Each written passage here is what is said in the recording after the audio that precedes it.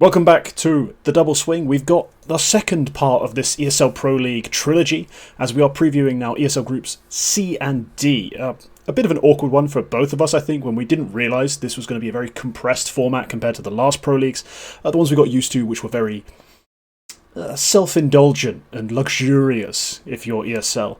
But before we dive into our actual previews, I do have a couple announcements sort of to do with the channel. Sunday there will not be an episode of Retake the Week.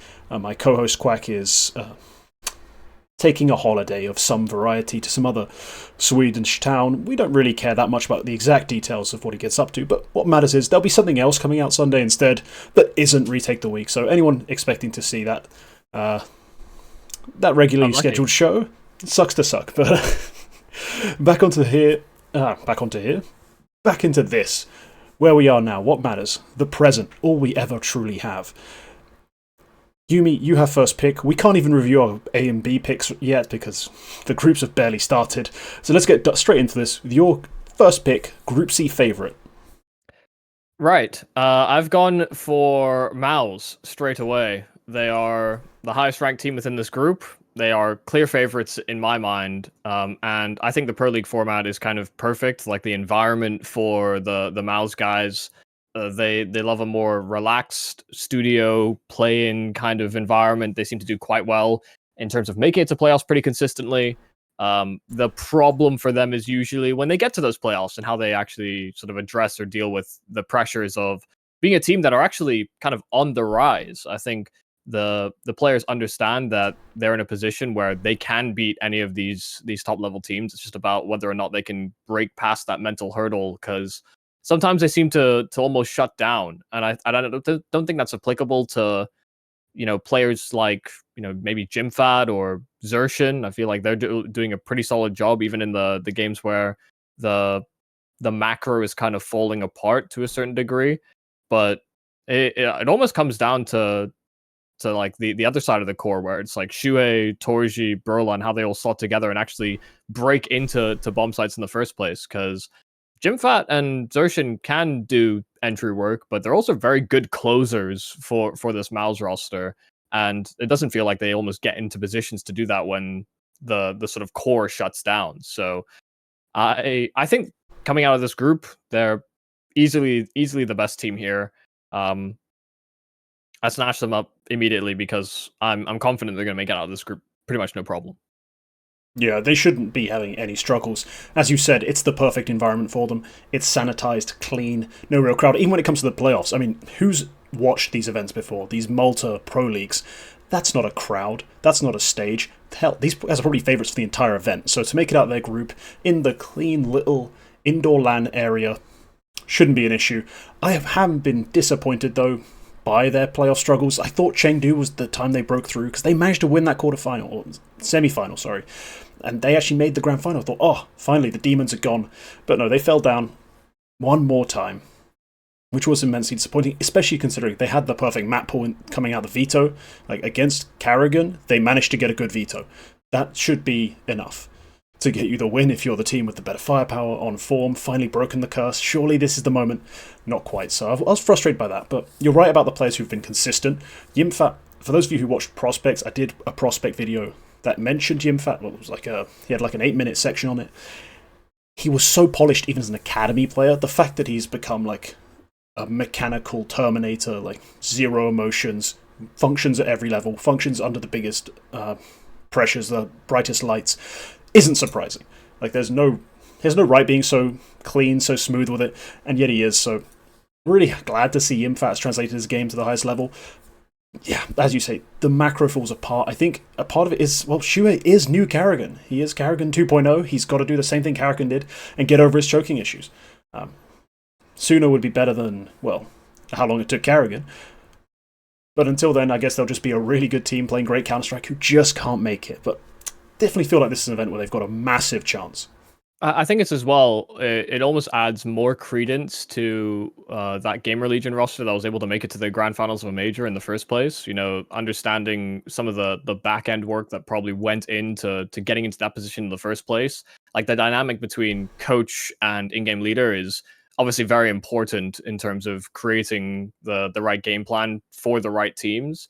And I don't know. I mean, Cyclone effectively raised this roster to a certain degree out from the academy system into the main roster, but I don't know that he's proven to me he's got what it sort of the understanding to be able to make those game plans properly when it comes to actually fighting those top level teams. You know, the breakdown of the macro, the breakdown of mentality isn't, I don't think, just solely on Shue. And I think Cyclone to a certain element has to prove that he can manage this type of a roster, because sure, they are young, but considering the amount of time that he's had with them, he needs to be able to control them, especially when it gets to some of those playoff environments, because he's effectively has to serve as like a father figure to these guys, and serve as a rock for them that, you know, as a talisman can ground them when it comes to those big games. Yeah, the overlooked aspect of both, I think, IGL-ship and coaching is the leader. That's the part of IGL I always point out to people. And that's the very important part of the coach, is being a man manager. Being able to understand why his players don't feel, themselves, don't feel right on the big stages, what he needs to say, what he needs to do, the things he needs to address, particularly maybe little adjustments he needs to make to get Torji maybe in the game early, like maybe change up the way they approach early rounds. Something like that. Something has to be addressed, I think, also on his side.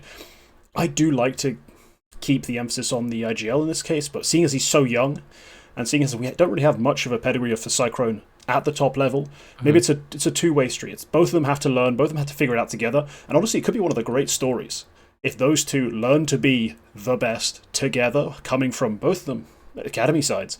That'd be a really great storyline to follow. But it is a bit of a concern for them in the big stage. As we said, this isn't a big stage. This is the furthest thing from it, even once they reach playoffs. So we should be looking good at a MOUZ Grand Final again. And myself, I looked at Group C, and after I saw your pick, I scanned, and I thought to myself, wow, you took the only favourite. Realistically, everyone else in this group is either a mess or very inconsistent at best. Like, there's just nothing fun, nothing quality left. So I took the best of a bad bunch. I took the boys in red, white, and blue. And by red, white, and blue, I mean every colour of the world, because at this point they're fully international. That is Liquid. No longer North American. Still disappointing. Well, they still play the Americas Minor, but that's just a benefit of the twos being merged together rather than anything else. Man, has this team annoyed me. They can't seem to make it out of their own damn region in a lot of events, a lot of qualifiers, and once they do actually make it to face real competition, they look horrible. They do not look good. Their most recent implosion came against M80 when they got absolutely annihilated in the second map of that series by MOUZ MD single-handedly. Like, if you look at the series stats, you think, oh man, he beat them up across two maps. No, he was himself, map one, took a lot of scrappy brawls, did a lot of dirty work, didn't really put up that many stats, but map two just absolutely exposed them. It wasn't even fun. He just beat them down. Yeah. And to see that sort of thing online, I said this on Retake the Week, you guys have keyboards too. You guys are also sat in your own rooms, chilling. You're benefiting, surely, from being online, but no, they can't seem to figure it out. They can't seem to string it together, so they won't be playing at the Esports World Cup this year. And yeah, we saw their Chengdu performance. It was a bit of a misnomer, misleading event, I guess. When they beat G2, they beat Heroic in the BO1, you're like, oh, maybe something. They then got handed a beating by MOUZ, taken out by FaZe, and you're left feeling like, yeah, that's a little bit better. Against better opposition, a more controlled, LAN environment, more sterile, you seemed a bit better. But it's still not pretty. I'm taking them on the basis that they are more talented than everyone else in the group. Besides MOUZ, this is the most talented roster in my opinion. I'm taking them because I think they have probably the best IGL outside of MOUZ. I don't see anyone else who, on paper, really threatens to be a better caller. So surely they should still make it out. But I feel like they're going to take some knocks along the way. I feel like even their Furia game to open up isn't a guarantee, which feels silly to say, just considering what we know of Furia to be. But it just doesn't seem like they are that much of a heavy favourite into any matchup, and they're going to have to fight their way through, potentially even through the last chance, just to come out of this. Yeah, see, I saw you pick Liquid, and I thought, wait, not ends. I'm not gonna even add How anything can to your how liquid can I, discussion, really. how But can I pick Ents at this point? Speaking of disappointing, like this isn't Poland. We're in Malta. I know the flag's got red and white, but it's not the same country. They're not going to be playing that same Counter Strike, so I can't pick Ents in good faith. okay, yeah. I mean, I just if you're thinking about it from the caller perspective, I do think Glaive Okay, probably is a better caller. I maybe did in that. forget Glaive when I went off that side tangent. Yeah, and So I had dismissed them as the Polish squad, you know. also I've just been mega impressed with Kylar in particular. You know, like Hades is okay, but Kylar is really like the saving grace on this team a lot of the time. So I don't know. If I was in your position, I probably would have gone with Ends. I think they're another one of these teams that, you know, I don't think they're going to be necessarily underestimated, but they don't come in on particularly hot form. You know, Katowice was kind of the anomaly, like you said. It's, you know, we're not in Poland, so it's a very different environment. But I almost feel like that benefits some of the nine guys that basically, you know, need to familiarize themselves with studio environments a bit more, and you know, that was almost where they did some of their better work when it came to Katowice as well. So Sure, I'm yeah. but let's just say in this parallel universe where you chose to pick Ents, I would hit you with the. Did you watch the major? It was a studio environment. They went out losing to 3 Brazilian teams. I can't then go and pick them in a group with Furia, with Liquid, with teams who are just. I don't think they have a good track record against since Katowice. Like, since that point, they haven't had a good track record against any of these sorts of levels of teams. They couldn't get through the Dallas qualifier. They couldn't get a single win at Sky Esports Masters. They're not a team I have a lot of faith in. And sure, Glaive with enough prep time, there's you know your group ahead of time. I guess that sort of stuff could work into it. I have zero faith in the overall roster to actually make it through. Whilst I agree with you, you like Kylar's performances. Hades has had some really good series. Dika, on the other hand, Yeah, has where's he been gone, man? abysmal. Yeah, It's it's been bad. horrendously bad. And the final player on the team, who I can't even remember off the top of my head because he's been that off, is Goofy. Now that I remember this, actually, this came up a few times. Goofy is actually playing on his CT roles, according to the target rating. That's how terrible his spots are. So I got to cut him some slack a bit, because I have seen a lot of people calling for his head. He's playing on target for his roles, but at the same time, he's not winning the matches because he's not being asked to. Dika needs to be, and he isn't. Yeah. And Hades can't do it consistently, so I just don't see where the winning comes from. Outside of a Glaive masterclass, which I'm not going to bet on, I don't really see them as a competent favourite. Considering how weak the group is, they could still make it out. But I think if I have to hedge my bets on, like, place my nominee on someone, I mean, I'm going to bet on Liquid. I guess it's like betting on 00 instead of 0 on a roulette table. it's still not a great pick. You don't feel too confident about it, and you know you're going to get fucked a little bit, but it's not bad. That's where it's, you know, the Katowice result sort of transitioning into the major is sort of propped up artificially by the fact that Glaive was just playing kind of out of his mind actually when it came to hit those events. So yeah, individually on top of it, yeah. Yeah, I mean, he called great, but then he was also just shooting a lot of heads, and that takes a lot of the stress off literally everybody else. So, yeah, no, I see it from that point of view, where, like, if Glaive doesn't show up and Diha is absent, then it all just kind of crumbles. So, I'm looking at you, Diha, you know, maybe, you know, show up, shoot people. That will be nice. It would be very nice. It would be a big change for Ends, and it'd probably give them a chance, realistically, to get out of this group. But we'll see about that. To be fair, it's a pretty generous system with the last chance stage. I think, 4 teams come out of each group for an absolutely absurd 16-team single elim bracket for the playoffs? Yes, I believe that's correct. It's a 16-team bracket, and sure, it decides like your playoff seeding, so you do have a better chance, obviously, going out first than you do fourth. But come on. I struggle to be confident in that team. Let's move on to underdogs, because ESL C&D, Group C&D, were stacked with them. They were filled to the brim with underdogs. Because after we said this in the first episode, Group A was full of favourites. Ridiculous group of death. These groups have been left with a lot of scraps. So from that, who have you picked up? So I have gone with Gamer Legion.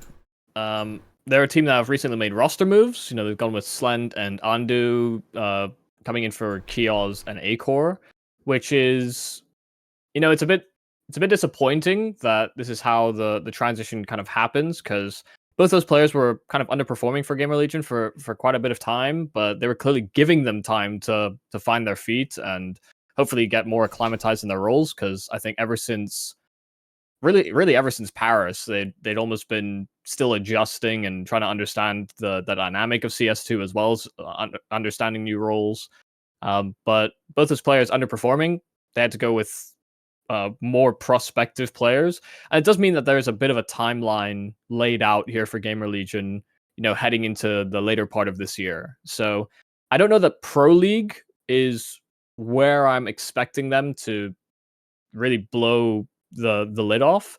But I think considering the field feels quite weak within this group, I actually have been impressed enough with the new additions, or mainly Andu, really, in terms of how he's been performing on his anchor positions and his willingness to take fights and take space and, you know, kind of create opportunities to win rounds for this Gamer Legion roster, especially on CT sides, which I think is more important now than ever before. I see a lot of very very strong T sides being offered up, and maybe that's part and parcel with CT economy and, you know, MR12 and kind of uh, teams trying to abuse the dynamics of smokes a little bit more so now on the offense. But I feel like the understanding of how to develop T side meta has actually progressed quite significantly since the adoption of the new game. So I'm kind of liking what Andu's offering up. He does, I think, peak a little too much for an anchor position role, but I think I'd much prefer him to be fighting more than less at the start of his tenure on Gamer Legion, just because it shows that this guy has confidence and all he needs to do is rein it in certain scenarios. And, you know, that's why I'm looking at the coaching staff on Gamer Legion to sort of adjust him to this Pro League environment. I wasn't really expecting too much of Andu when the signing was announced, because it seemed like a very much just a patch. Like, we need a fifth player. We're not really sure who to sign. Let's just bring up this academy kid, who on the academy side, I didn't even think was making particularly many waves. Like, maybe his numbers could have been pretty against the occasional similarly low-ranked side, but I didn't notice him particularly, so it wasn't a signing I really foresaw. The way he's played, it is clear he's mechanically skilled, well, at or above the level you'd expect from a player who's 19 coming out of academies these days. There's so many of these guys. I am a little worried about certain things, like how simple his game style is, and his plan is essentially shoot people in the head. We've seen it work before, and with the right IGLs, right coaches, you can make good use of it. It is just a little worrying to see out of a guy who's supposed to anchor, but all in all, I think there's uses for players like that. They've clearly found some success for him individually. They haven't found too much success in terms of win-loss rate over the last month or so, but at least they've managed to embed him quite successfully. Slend hasn't been as smooth a transition. I think his rating has taken like a full 0.1 drop from what he was doing towards the end there on Endpoint. But I'm a guy who's watched a lot of Slend. Like, I watched him on MOUZ NXT, I watched him on Endpoint. He got slowly more and more confident and gets more impactful as he played with those rosters. So I think it's going to turn out to be the better of the two moves in the next like coming 2 or 3 months. For now, he's not going to look as pretty, I don't think, because he really seems to need to integrate himself before he truly starts popping off. But I'm not sure about their chances at this event specifically because of that. If their top-end talent, their biggest fragger, is so, like, he's not streaky, but he plays such a volatile style, I'm a little worried about how that's going to translate into games against this level of opposition if it couldn't translate into wins against who they've been playing recently. Like, they lost a series to Blessed. If you know who that is... No. Exactly. Like, they've been very iffy in their online play, so we'll see how that translates. The rest of the roster they've kept was the players I thought they would keep and should keep. The first 2 cuts that needed to be made were Acor, who was massively underperforming considering he's an AWPer, and of course Kiosk, because anyone with eyes knew that move had to be made. It's not even... there's no case to make. If you watch Counter-Strike, you knew it had to happen. So glad they kept the players they kept. Glad they made the changes they made, to be honest, at this point. I kind of dig the, even if it is a big risk and he's kind of all over the place right now, I like the idea of promoting an academy player to your main squad. Certain other teams with academies that produce shit tons of youngsters should maybe try that rather than just using those temps and then throwing them away for everyone else to use. Just a thought. So yeah, Gamer Legion, I think it's going to be a bit rough for them, but definitely a team that's going to be interesting to follow, I think, over the next 6 months. A team that has a pretty decent upside when you think about it. Yeah. Right, for me, well, I picked a team who just beat Gamer Legion in an online qualifier, but they still did it. And that's Monte, another roster that was really successful in Paris, has since they've had a much better run than Gamer Legion in my eyes, but then also have had to make some changes recently. So their roster, in case you didn't know, because I'm assuming a lot of people don't know who the hell's even playing for Monte these days. It's been a little while since we've seen them on the biggest stage, and some of the moves seem temporary, and then they've had to make other changes. So it's the three you'd remember: Voro2K, Demku, and Krasnal, and then the final two are Ryu and Gizmi. Now, Ryu is a Lithuanian player. I believe was on the academy side as well. If I'm not going crazy, he was Monte Gen, yeah. And then Gizmi, who is one of the new prides of UKCS, who also came out of the academy and is now on the main squad. In their games recently, Ryu's been struggling really to find his spot, find his pace, like really get on board with the team. To be fair though, the same thing happened with Gizmi initially, but he's since then like really started coming up to speed. Like he's understanding the way they're playing, the things they want to do, and how he can get his frags. So he's been getting his numbers of late, and they've looked, I think, online at least, they've looked a good bit better than this Gamer Legion side. So I'm partially picking them because of that. Their Global Esports Tour performance wasn't great. To be fair, that event was a nightmare. If you don't understand why, or all the little details, Quack broke it down last Sunday.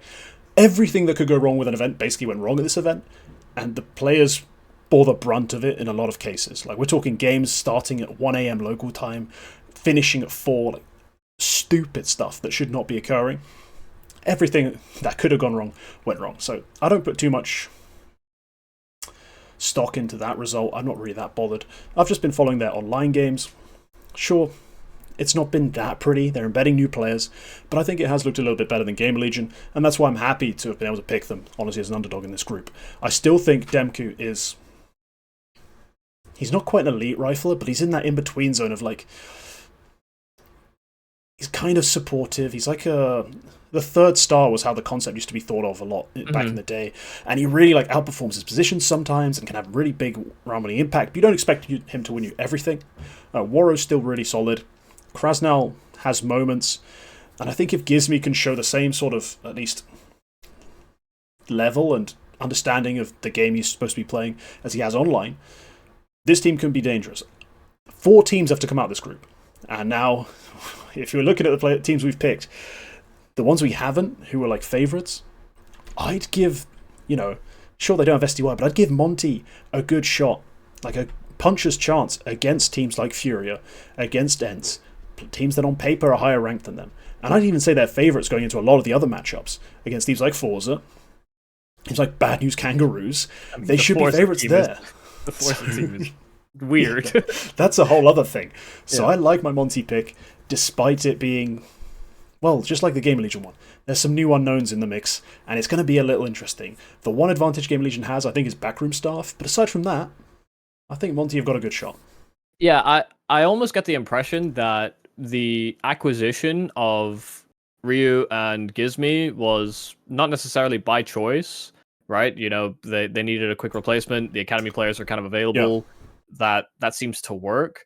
And for me, when they just started playing for the main roster, I mean, it's just more difficult for Monte because they have to basically call a completely different game. They're losing centralized figures on their core that would take space or would go for impact plays, and they're adding relatively inexperienced players in their place. So they have to adjust their play style. I think it's actually encouraged Demka to do more on this team.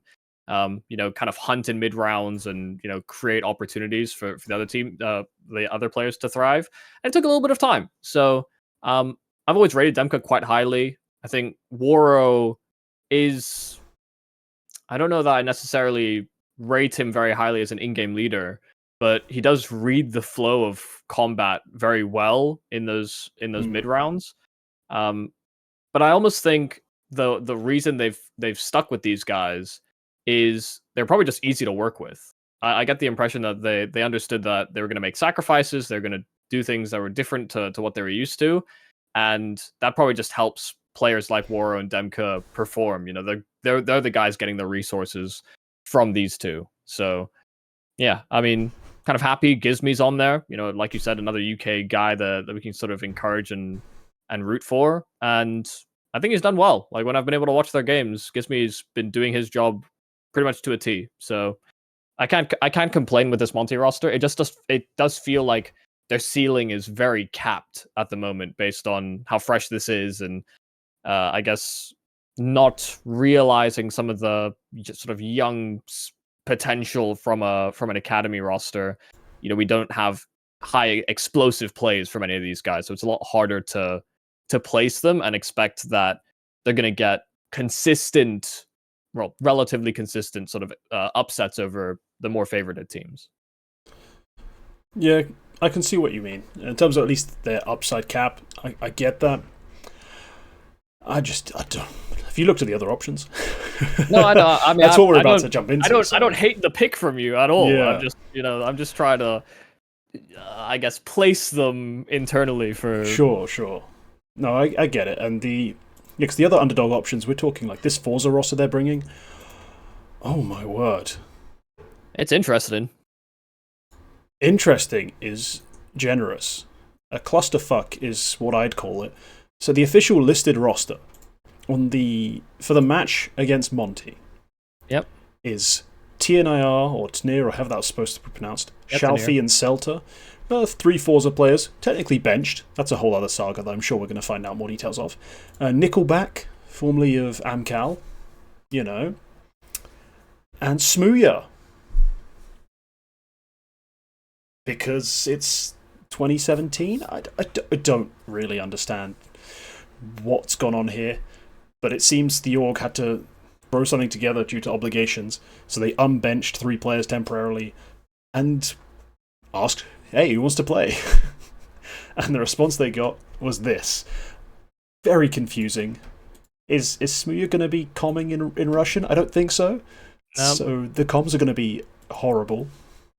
Hey, all I'm saying is Shalfi played with Into the Breach, stood in for like 1 qualifier for Fantasy Expo a long time ago, 2021, and he popped off. You know, he was playing with a full UK stack, and he absolutely farmed. So as the one AWPer, I guess, like I think Shalfi used to AWP, or at least.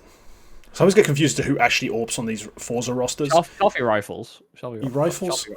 Yeah. Oh, I'm convinced he also AWPs. There's always been a confusion with me and who the hell's actually supposed to be AWPing. But I guess as the one AWPer here in this case, Smooya, if he is just told, do your own thing, tell us where you want to peak and we'll sort everything else out, maybe that can work. I would not put any faith in it working, and that's entirely why I don't think anyone even considered picking them. It was just very hard to justify, given that there is effectively no sample size on what is going on with this Force team.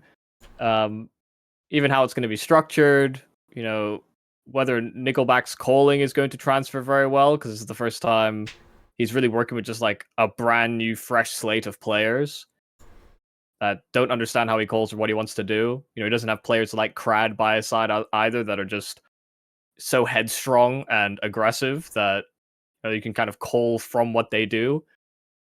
So yeah, it'll be an interesting team to look at. Yeah, and on the other hand, we also have Bad News Kangaroos, who I don't want to rip on too bad, because hey, good job, lads, you got yourself a holiday in Malta, but fuck, this team is not good. I watched their series, Sky Esports Grand Slam, the one they lost to God's Reign.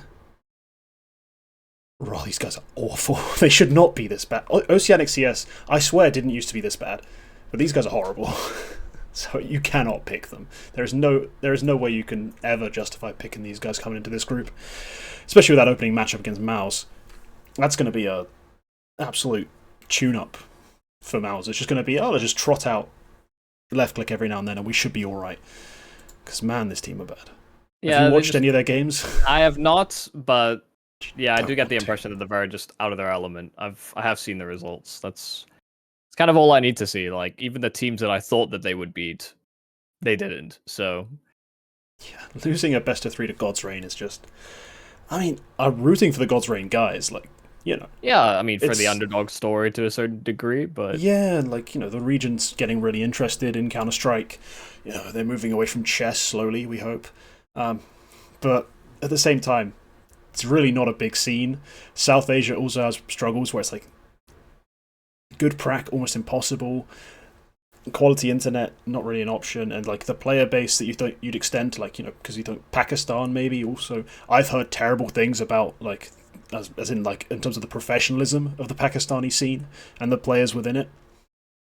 So it's just not a great region for Counter Strike right now. But with the Sky Esports stuff, it is developing and there is some investment. But they're so far away from Oceanics. Yes, it's unreal, and the fact that that series happened fills me with so much dread for this Bad News Kangaroos lineup in terms of what's going to happen to them over the course of these 3 series they're going to play. And yeah, right. I think we saved the best team for last. Just quickly, Furia. They've made changes. Is it enough to make them good? yeah, I don't know.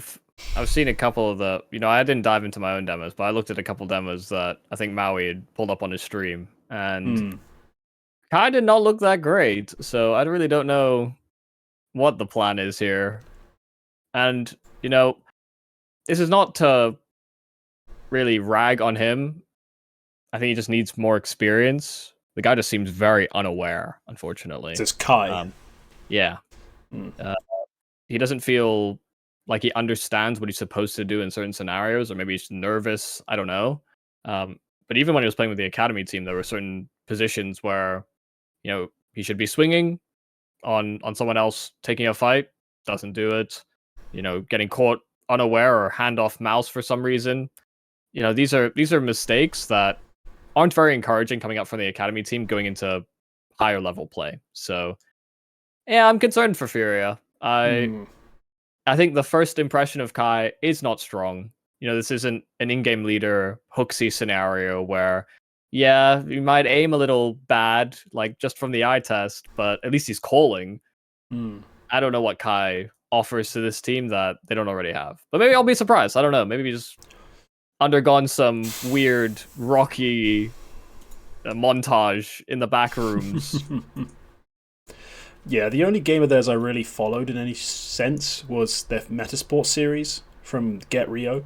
Considering their game against MIBR started at 20 to midnight, wasn't going to happen. But yeah, their Metasport game, they won.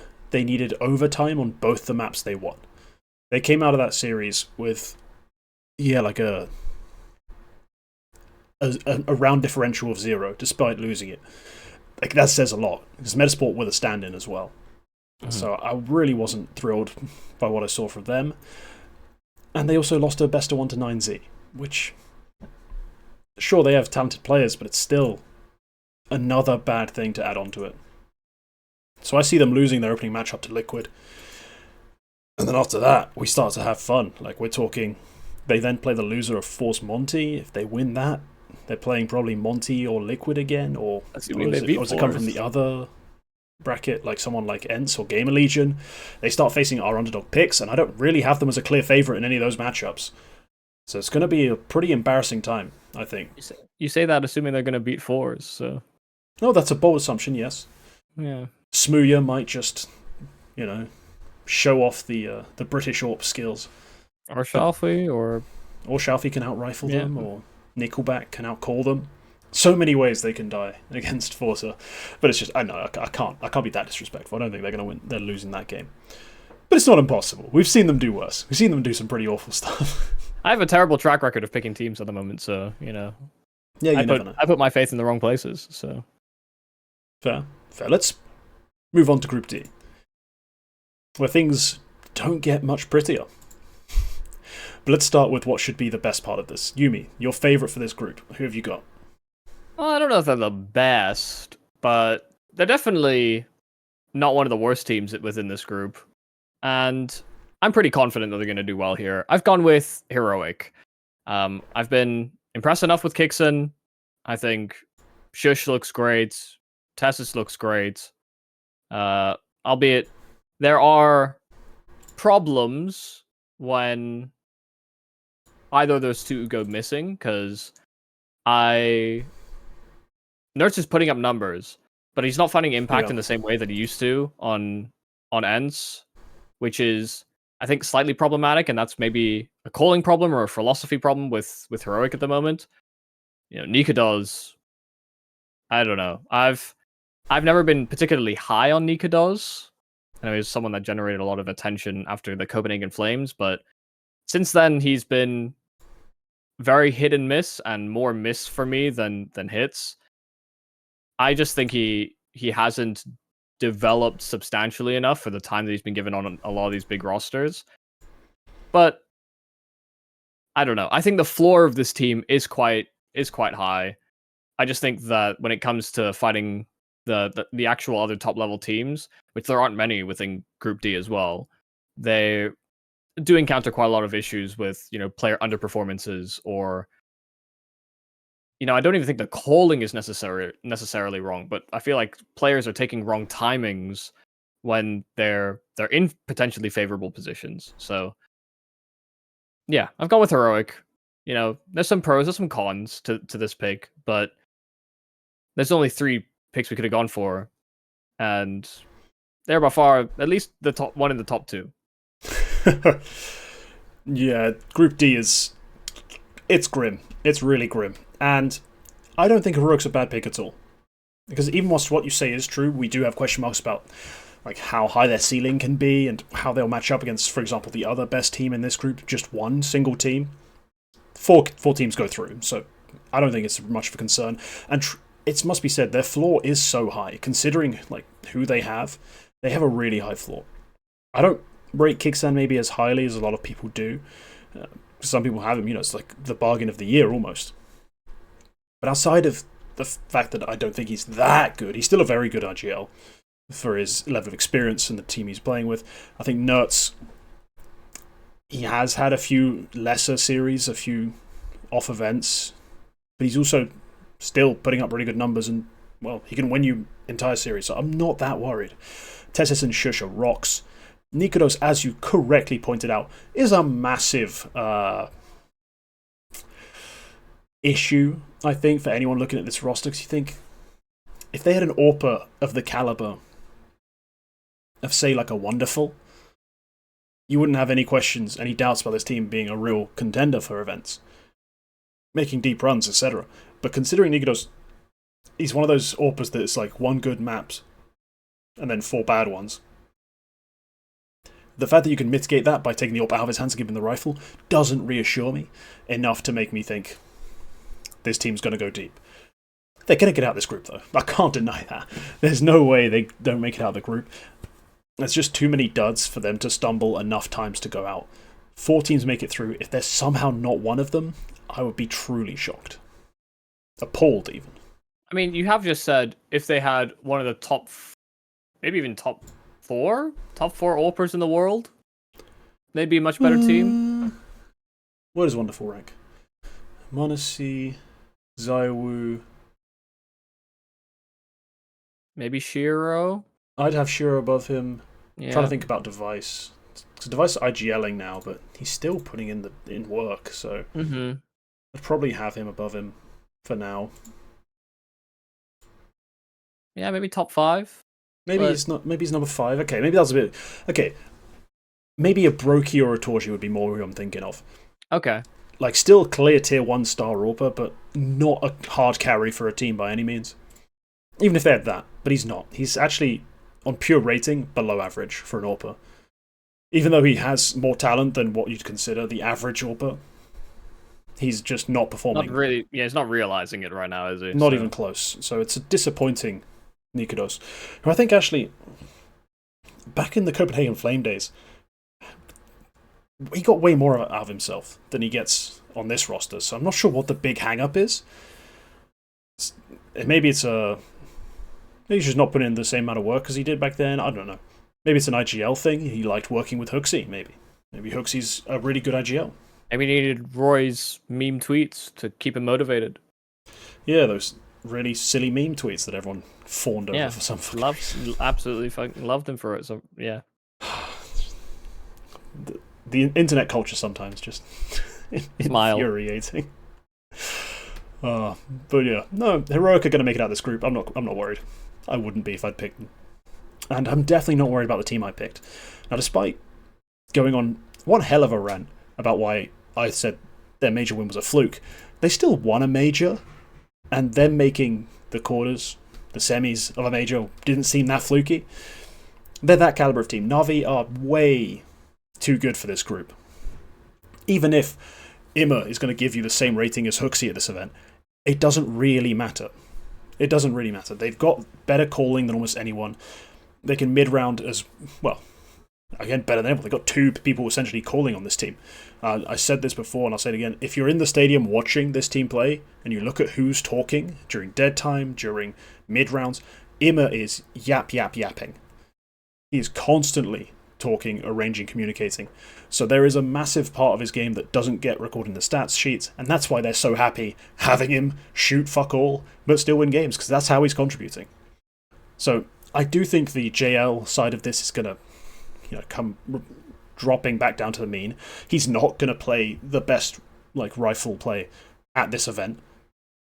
If he does, fuck it, good for him. But he's not going to be the best rifler at this entire event. So they're not going to be overwhelming favourites to win it. But even without that, they're still more talented than pretty much everyone but Heroic. And that's probably still a bit of a toss-up. They've got better calling than everyone. More pedigree. Yeah, they're making it out of this group. There's just no worries. For perspective, if Navi maintain the form on Wonderful and JL that they had at the major, they will very easily be in the conversation for top 3, top 5 players in the world at the end of the year. Like if they maintain that level, they'll be very comfortably slotted into those positions. JL especially, as a rifler who's playing these spots, yeah. Yeah. I mean, the highlights definitely help as well. Basically individually hand delivering rounds when it came to some of those rounds of the major, they were absurd. So I do think that they're going to have that fall off as well, but I agree. I rated the Wonderful move from the perspective of, working better within a team or a system. I do think Imma's, I guess, rallying of the troops or secondary calling does seem to be something that is valuable to a certain degree. That said, you don't want 2 in-game leaders on a roster. It just doesn't feel great. That's kind of where G2 are at the moment. Hell, they might even have 3 when it comes to the numbers. Oh, by their conversations about how they want their team to run and the JKS removal, they seem to just want an IGL to be 5 people constantly talking about everything, which is far from sustainable. They just want a pug. A very, very structured high-level pug. Yeah.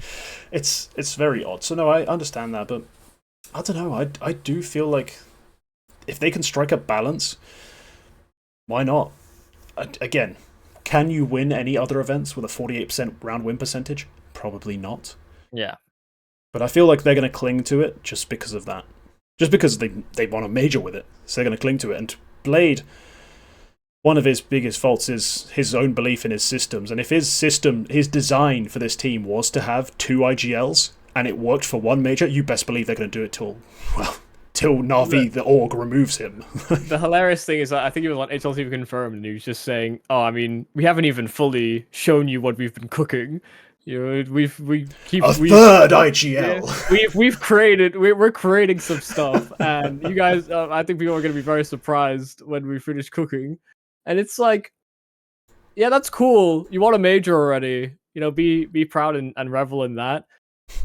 I wouldn't set expectations too high that this weird new system thing that you're coming up with for your first ever international roster, that sure they won a major, but like you said, very fluky, super over performances from players. It's, you're setting the bar quite high, but I kind of, in a way, I appreciate that. He still has ambitions as a coach. He's not just saying, "Hey, we won. Yeah, we did great. We're gonna keep doing what we're doing." He's trying to develop the next step, but maybe he's overcooking. Maybe. I think maybe the problem. But The way he you know, describes that, it reminds me of me, and this is going to be the most nerdy thing I say all episode, on okay. like Magic the Gathering Arena, putting together the most ridiculous deck ever, like, yo, y'all don't even know what I'm cooking, then taking it on the ladder and getting smashed every single game because it's pure garbage. Like, it's the most creative and unique thing anyone's ever played, but it's pure horseshit because it doesn't actually work. And I got a feeling we might end up in that situation still. But hey, I just checked the tableau that we were discussing pre-show. Anyone who reads HTV articles will know the Nero CS article and know what the tableau means. JL is outperforming his positions by 0.12. Like, his CT positions. How can you rely on that continuing? You really can't, and that's going to put, I think, a lot of weight on Wonderful's shoulders. But hey, in groups, he certainly showed that he could deliver. So, I mean, if he does maintain that, he's still, he's kind of slacking behind like what Frozen, Zaiwu, Donk. In theory, he has still some ways to climb. So yeah. who knows? Maybe that's what Blade's got cooked up. He's making jail into Donk. We've got Donk at home. We got Donk at home. Our Donk's bigger than your Donk, so yeah, have at it. No, I bet you it's just going to be, at the end of the day, a third IGL. That's his idea. We're going to have like the middle IGL, the left IGL, and the right IGL. And they all like form this trifecta of the Triforce of power. Like some crazy whack stuff like that. I don't know why. Or maybe it's just a new nade. Who knows? We'll see. It's gonna be one flashbang on a timing. Be like, you guys have never seen anything like that. Guys, it's a flashbang and a nade thrown at the same time at a smoke to pop it twice. So pops, they're blind, and then we kill them. Big brain. And a genius, yeah. Now, we do need 3 players basically staring at one smoke for like 10 seconds, but it'll work. Yeah. Unbeatable, actually. Well, actually, no, you pop the entire team out of that same smoke. No, anyway. Yeah. I'm sure it's going to be something that ridiculous. But no, that's enough from the favourites, I think. Let's talk about the underdogs, because there was a lot of choice. This was a buffet of underdogs. And you took first pick. Who did you go for? Are you forgotten, or...? No, it's not that I've forgotten. I'm just trying to figure out the right way to... Listen, I make some poor choices sometimes. And I'm hoping this isn't one of them. I've gone with FlyQuest in Group D. Now, I'm not going to pretend like there's a strong angle for these guys. I'm just kind of hoping that... Well, I wanted Dexter going back to Australia to actually be a good move. It didn't really work out to going to the RMR. Then they lost organizational backing by Greyhound because they didn't get sticker money, and Greyhound seemed fairly reliant on that because they couldn't secure sponsors, I guess. And FlyQuest are now picking up that same team with the ambition that, this team just needed more time to gestate before they started to show some of that form. Because Dexter, I mean, he's gone back to doing what he was doing when he was back in Australia. He's farming domestic opponents. He is, I think, cold fairly decently.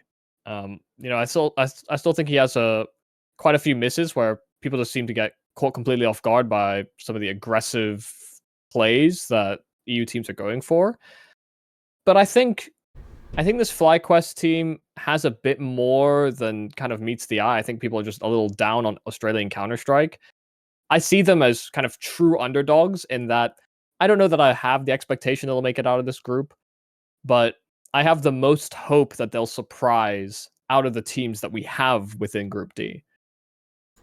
That's kind of my angle for this, because some of the other options, and maybe I'll discuss that after you make your underdog pick. But there'll be some stuff to talk about. Yeah. FlyQuest. I voiced some opinions about Banyu's Kangaroos. That probably tells you a lot about what I think about Oceanic Counter-Strike right now. The problem is, it's not so much them, because FlyQuest have assembled as good a roster as you probably can out of the Oceanic mess.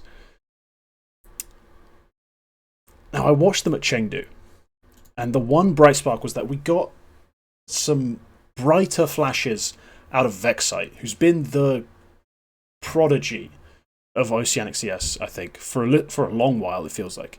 But he's still pretty young. But for a good amount of time, he's been the guy we've been looking at, come through, be a star, and honestly carry one of these bloody rosters to relevance. And we saw a little bit more of his potential in Chengdu than we have at other events, because when he's played in Tier 1 before, it's been pretty mid to ugly. Like, it's not been very enthusing. But they have a solid enough roster. Yeah. They managed that upset BO1 against Cloud9 as well. But they did require, like, overtimes to beat an Amiga. Like, it's not a team I really see doing much. Now, if I go through the underdogs, and if we ignore the underdog I pick, because I did tactically pick this team before you could, is there a better option? I could maybe make a case for one, but I'd have to make a case, and that's the problem. It's pretty gross all the way down. So fair enough. Maybe if you get like the best of Dexter, because, you know, he's a fiend with a deagle. He likes to play a very like combative style. His stars have got a fair bit of skill. Like, maybe they're not on the level of a 19-year-old plucked from like a random Belarusian DM server, but they're still pretty good. So I think they've got a chance in that sense. I can't pick them myself. I could never pick them over an EU team. Yeah, to be honest, I think I'm really putting the microscope on Alistair as an AWPer, because sometimes he does take quite a few risks, and I like that he, you know, effectively doesn't read the nameplates in the server and get sort of shunned away.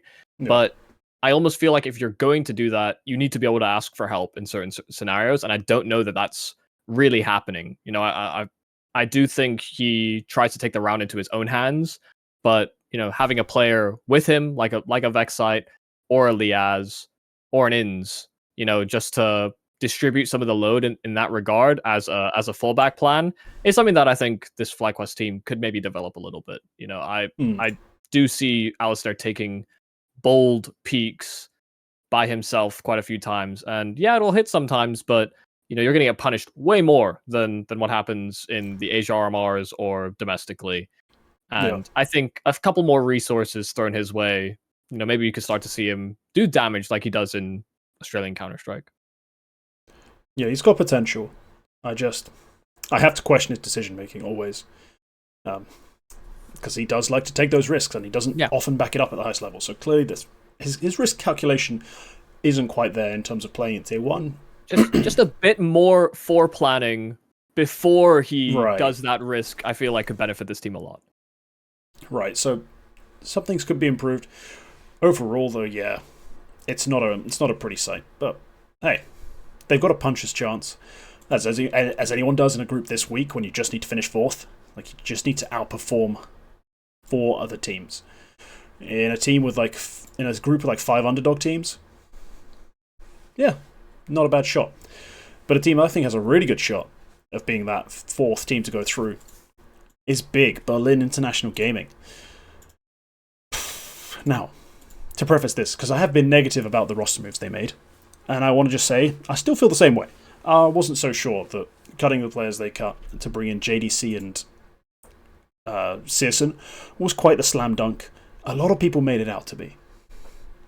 So I did see a fair bit of celebration, comments such as the best big team ever, which I found alarming considering I have been watching Searson for the last year. He has not been old Searson. He's not been the very good Searson. He's been very, very shit. Not even online. Not even online has he managed to find form. So that was concerning.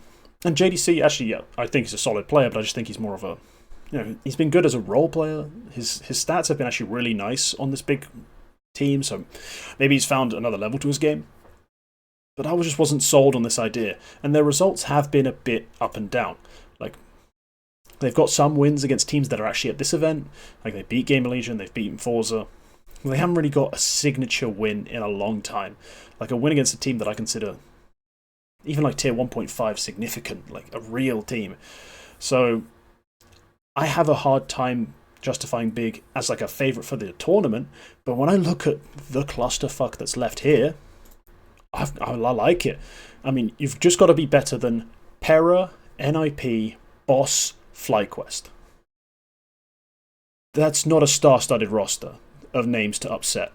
Like, you got to beat the most online European team, a newly assembled NIP roster with one good player that I believe in, uh, Americans, and Aussies. As a European 5-stack who play really good Counter-Strike and have some good individuals, you should be liking your chances. You should be licking your lips. This is a great chance to go make playoffs at a big event and establish something of a name for yourselves, especially for the new signings. Like, hey, this roster's actually going to work. We did improve it. Searson, this would be the perfect time to find your old form. To no longer be the disappointing Searson that we've seen for over 12 months now. So I'm, in that sense, picking big with, my head held high, my chest puffed out, very confident they'll succeed. It's not because I think they're an amazing team, it's just because look at the rest of this lot.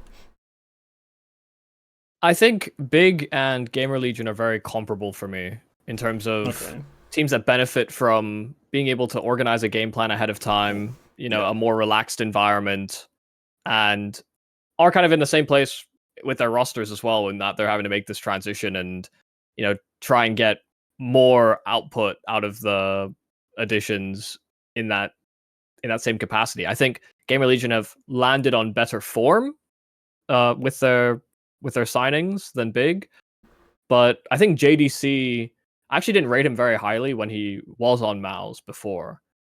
Yeah, as a role player, he did okay, but I thought there was still a lot of room to grow, and I think going to 0-0 Nation actually did help him develop, a greater understanding of, filling different positions and understanding how to read the game to a better degree. It feels like he's faster to react than he was on that MOUZ team, and that's to be expected, I think, from an academy come up player that is kind of thrust into tier 1 opportunities. You're not expecting them to always thrive in that kind of environment. So for me, even though Searson is underperforming, I do think JDC is a much better version of himself going into this roster, and so I can back the big pick quite substantially. I just think, like Gamer Legion, yeah, they're a little bit up and down, and maybe they're losing to some teams that they probably shouldn't. For me, that's not a great sign coming into this event. But I have some faith that, between Gobby, Tabson, hell, even JDC, and some of the learnings he might have taken from his previous roster with Searson on 0-0 Nation, there will be proper game plans in place, and they'll come up with solutions if they meet a couple of roadblocks along the way. Yeah, it's not a question of picking them as champions here. It's more a question of making it out of this group. I'm liking the odds. But let's talk about, I think, the other favourite of the group firstly, that we haven't picked, and that's Complexity. I believe were ranked as a favourite coming into this event. Yes, yep. They were. Number 14 in the world. Wow. There's some carryover from something. Not sure what it is, because they haven't been pretty recently. I think before, yeah, they were seeded 11th, basically, when it comes to Pro League. So okay. Because, yeah, the last we saw of these guys was at the Major. They picked up a couple BO1 wins, then lost 3 straight BO3s. And I didn't really like what I saw, because it's been ever since Elige started popping off, it seems like everyone else has slowly retracted into the shadows again, and we've left with it's Elige or nothing. There's very little else going on in this roster. I'm not really still. I mean, I've been kind of iffy about the JTTC combo for a lot longer than everyone else. They haven't been able to pull this together at all, and outside of Elige, no one else has even stepped up. So I'm very worried for this Complexity roster, because you can't just have one rifler and a dream. That cannot be your win condition. Yeah, they're almost like Ents, where JT at the start of CS2 was just having like incredible output, entry fragging to no end, and basically single-handedly winning them rounds, which is going to massively inflate how other players perform on this roster. And I've been critical of Holzerg. I feel like that guy does not have he has a pretty high ceiling, but he'll only ever hit that ceiling once every 20 games. And for me, that's just simply not enough. I felt I seem to see him regress in terms of the risks and impact he's willing to have on the server, and I think that's part and parcel with Elige having to be that guy so consistently. Yeah, I just wonder, because JT is sort of a shadow of his earlier form within CS2, how Grim and Floppy are expected to compensate. You know, are they going to keep throwing JT in those positions because he was great at it at the start? But if that isn't consistent, then you have to make an adaptation to some degree, or you have to make roster moves. You know, those I think are the two options for Complexity, and I think it's going to be very difficult for them as an organization to justify making roster moves, because it was such a fresh acquisition for Jason Lake to pick up the roster or reacquire them from Game Square. And I think he even said he wanted to like run local lands or whatever in the States, but needs to secure sponsors, you know, for him to be out of pocket in that regard so recently after acquiring the organization is going to be far more capital than he can effectively part with. And so making roster moves when Complexity are okay enough, you know, they could definitely use with some fixing or some shuffling, that there's probably no urgency right now to completely overhaul them or change how things are going. You know, Jason Lake seems very involved and kind of happy with Complexity, this squad as of right now. So yeah, they're in a weird place. I couldn't feel comfortable picking them because I think they do need to make a roster move, and I just don't see it happening, unfortunately. Yeah. They're a bit like Cloud9, where, you know, the earlier version of Cloud9 didn't exactly fill you with a lot of confidence with the roles or how things were shaping up, and then, you know, they have a pretty solid event, and you're just kind of expecting that will capitulate at some point, and then the roster just explodes. So I'm kind of hoping that doesn't happen to Complexity, but Yeah. who knows? Maybe somebody else will come hounding for Elige at some point if they're not careful. Honestly, yeah. Try and save him. If you're, I'm not sure who would, but there's more Liquid of a market again? of him than anyone else. So yeah, possibly back to Liquid again. I mean, he's got shares already. Yeah, it's probably one of the more plausible moves. Just off the top of my head, I can't really think of who would go out of their way to get him. But you never know. So Complexity, realistically, feeling a bit dead. Like really, no form, no momentum coming into this event. So it's hard to pick them. Not really like hard. A terrible team by any means. Just, you know, as a favorite. Maybe getting out of they're just a little too inconsistent, and getting out of playoffs, okay, fine. But once you're there, not expecting much at all. No. And even now, honestly, expecting to get out of groups, yes, it's my expectation for them as this Complexity roster. Do I see it as a guarantee? Far from it. I mean, they're opening games against Pera. Yeah, you should be smashing them. But outside of that, you then have to play Heroic, probably in the upper bracket. You almost definitely lose that. Who are you playing then? Like, FlyQuest? I don't know. You lot seem capable of losing to them. Just saying. On the current form, if it's just Elige and he doesn't show up, yeah, not looking pretty. So hard to pick them as a favourite. Not allowed to pick them as an underdog. So why pick them? I think what I said about Pera is enough Pera talk for one video. Yeah, nothing more to add, really. Yeah. NIP. Now, as a team, there's a lot to talk about. Freshly assembled, featuring 2 fully just academy players still. What do you like this roster? Sorry, that makes no sense. What do you like for this roster? Where do you see them finishing in this event? Yeah, I don't know. I actually don't hate the players that they've picked up. I just don't have faith that Alex can call a squad together. Oh, you do know Rez isn't playing, right? Oh, yes, I did see that. He's also... Yeah, that happened today. So they are playing with ex-Kaspersky. They do have an antivirus standing in. Like, they're not fully assembled. Well, yeah, I mean... Yeah, I did know about that, but I hadn't considered that when I was just talking about them just now. Okay, I thought as much because you Yeah. seemed too happy. Well, no, the thing is, I don't hate the players that they've picked up. I just have issues with whether or not this team is going to actually operate to any sort of reasonable level. Hmm. I remember one of the earlier prediction series we had, or double swings we had. You picked NIP, and you were like all in on Alex the Caller, but I never Just really shared that because sentiment. there was reasons to it, but it was before this like rejuvenation of the Saga. squad, like before they changed to like a youth team, and I'm like, oh wait, what? Why are we going from grizzled veteran IGL who's been grinding away in tier 2 with fellow pretty old Spanish players, and now we're bringing him in to play with experienced players, and all of a sudden no never mind, here's some kids. What? That makes no sense to me. So because to me, I could write a story. I could, twist a tale as to why it would work back then. At this point, there's outside of saying Wrinkle and Maxter are good players, I can't tell you much as to why I'd believe in this team to perform. Yeah, Exist is coaching nowadays, so that's cool. Wow, fuck me. Good, great for him. Yeah, I don't have an angle on these guys. No, I think it's almost a waste of Maxter. Just let him go play for Menasport.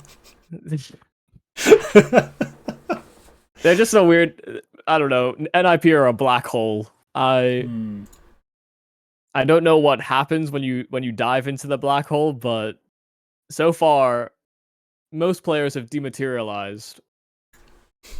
Yeah, just not been able to hold it together. Somehow, if you escape them, a la Brolan, maybe there is hope for you yet. Okay, Boss is our American representative in this group, and I'm going to be honest, I was kind of appalled that they made it through. Nothing personal, lads. I just, of all the NA teams that could have made it through, I wasn't rooting for you lot. I'm going to be honest, I don't have much that I truly love about this Boss roster. It feels like one of those American teams that just gets recycled every now and then, just shows up, isn't actually that good, might qualify for a Pro League, gets battered, goes home again. Yeah, it's not it's not what I was hoping for. I was really hoping for wildcard in this slot, so I thought there's players on wildcard that actually want to go see it, like want to see at this event. But hell, they didn't make it to the Challenger League season to even qualify, so that was never an option. I guess that's what happens when you play in December of 2023. Well, August through December of 2023, the Challenger League season. The wildcard roster didn't really exist, so yeah, that's awkward. This isn't even the same team that really qualified. I hate this part of Pro League. So yeah, the roster is Ponalone, Cryptic, Fang, Freshy, Darty. You have to be on some next level copium to think they're going to do anything. I mean, it's the core from the season they qualified, but like you said, it's from some time ago. They had Wolfie and Brett playing at the time, so it's a different roster. Yeah, it is a different roster, but it's no different a roster to Big effectively being there, and they're a partner team, right? True. Or Monte, or but all these teams aren't, well, terrible. Yeah, well, prior to their changes, and now after their changes don't look any better. It's not that I disagree with you. I'm just trying to play devil's advocate here. If we're saying two players out of the roster is a different roster, they're no more different than some of these other teams. That's not so much the issue. The bigger issue is they qualified through ECL Season 46 in North America. I hate regional qualifiers for Pro League. I think it's silly. Just, if you're going to run Challenger League as a qualifier, run it internationally. I'm sure, sorry, North Americans, you'll never have another team qualify. But at the end of the day, we don't have a group of... Well, what's the opposite of a group of death? A group of life, where there's no one's going to pose any threat? A garden of serenity. Yeah. Yeah, I mean, logistically more difficult. Also, I like having international representation, because I like Asian teams versus South American teams, and I like intercontinental matchups to a certain degree. And I think you get some surprising players occasionally from these lower level teams. That does make it a little bit more compelling. It makes it a bit more global It does, but also the good Asian teams will make it through an international challenger. Mongols, who came through, yes, they came through ECL APAC, they would have come through the ECL generally. If we want to make it, your premier event, I don't get why we're just having international. But they probably wouldn't, if we didn't have the major circuit being the way it is, for example, which is, not too dissimilar to Pro League aside from like the partner positions, right? If we're thinking about the leagues as the RMRs, then you don't get these guys getting experience and effectively becoming a competent team. The Mongols were a cool looking team at the start, but they weren't exactly the most compelling to watch. They had some great players, but they've developed tactically a lot. So yeah, but even when they were just compelling players, they were better teams. They were just a better team than this. Yeah, well, North America has struggles. Oh, it's fine. It's fine. I empathize. I have this complaint every time, and every time someone points out I'm probably just being a hypocrite just because I hate NA teams and how bad they are. But yeah, I'll gladly be a hypocrite. Hey man, I'm excited to see Ponalone and Fang. I liked watching Fang quite a lot when he was on Complexity. Yeah, me too, actually. So I'm kind of hoping that he finds a level of form here, because his eye test always looked great. It felt like he had some solid decision making, and then sometimes he went from very good decisions to horrendous. I mean, this looks good, and bad decision being made. So yeah, mechanically he was one of the best players I reviewed at the time. So that was always interesting, but he could never really translate it. So yeah, disappointing. I don't want a second Canadian Shroud, so one's enough.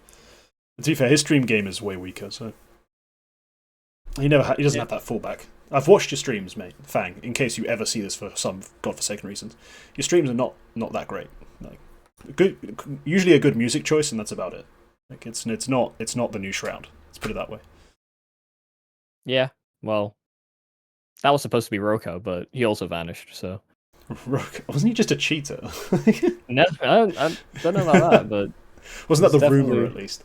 That was the suspicion, but I've seen some clips.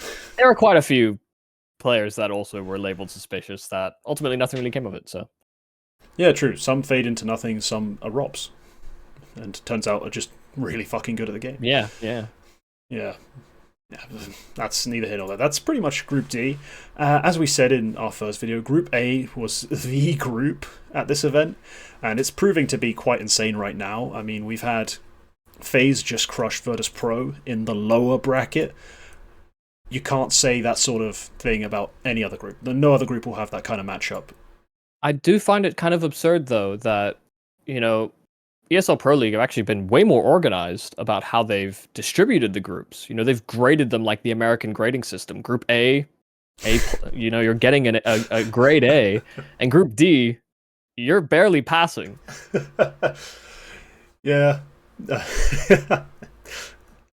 Man, it has ended up that way. It's silly. It's so weird to think that's happened, but I just looked at it now and I'm like, yeah, actually... Maybe yeah, B's still good, and then C's like your parents are not going to beat you, but like it's a thing. Depends on the parents. And then D is just no one's happy. Like what the fuck is this? And it does actually flow quite nicely down like that. So yeah, by the time you get to Group D, yeah, there's Para, there's Americans, there's Australians, there's everything they could throw at you to be disappointed in a group. Thankfully, they're not running it as like its own week. Can you imagine the viewership drop? During like the Para NIP lower bracket game or Boss versus FlyQuest. Oh, yeah, maybe that's the real reason they compressed the schedule.